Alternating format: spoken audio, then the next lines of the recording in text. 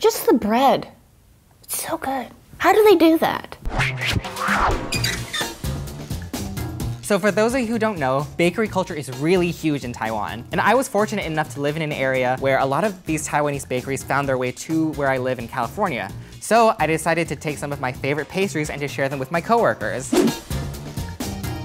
So the first one that I have is a 蓝莓面包. That basically just means blueberry bun. It usually has a really delicious cream cheese blueberry filling. I usually don't get this just because it's so dense, but I'm really excited to share this with one of my friends. I can't compare it to anything. Doesn't this make you feel like a happy Asian baby?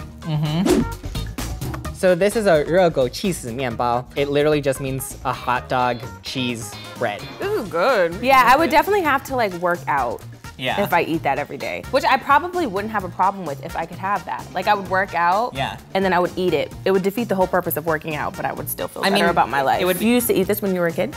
Yeah, all the time. Cool, so when's the next time you're going home? So this is called a 红豆面包. That means red bean bun. I grew up eating American food like McDonald's. So the idea of having beans involved in a dessert sweet thing was absolutely revolting to me in the beginning, but I've really grown to love it. I'm usually so concerned whenever I bring people to eat this stuff. They might think it's gross or the texture is kind of weird.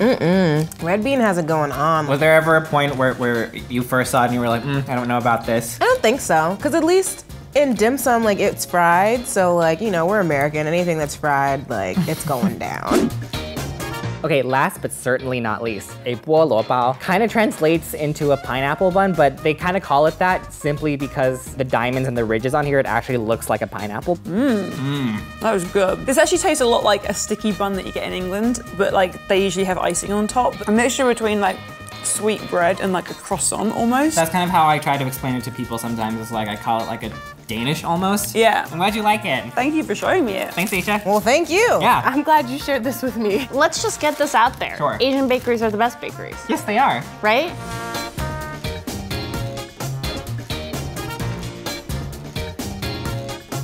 Interns, do you want a bite? You're a different man, aren't you? Yeah, that's amazing. Yeah, that's what I thought. Want some?